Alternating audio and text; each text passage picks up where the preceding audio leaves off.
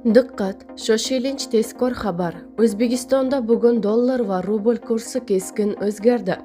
Dollari bor fuqarolar darhol ogoh bo'ling.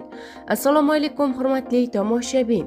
Tezkor yangiliklardan birinchilardan bo'lib xabardor bo'lishni istasangiz, videomiz ostida bir dona like va podpisatsiya tugmachasini bosib qo'yishni unutmang. O'zbekiston Respublikasi Markaziy banki xorijiy valyutalarning o'zbek so'miga nisbatan 7-yanvarda amalda bo'ladigan qiymatini e'lon qildi. Unga ko'ra yevro kursi 56,21 so'mga oshib, 14.020,01 so'm bo'ldi. Rossiya rubli esa 0,07 so'mga pastlab, 147,74 so'mni tashkil etdi. Dollarning rasmiy kursi 16,35 so'mga ko'tarilib, 11.968,59 so'm bo'ldi, deyiladi xabarda.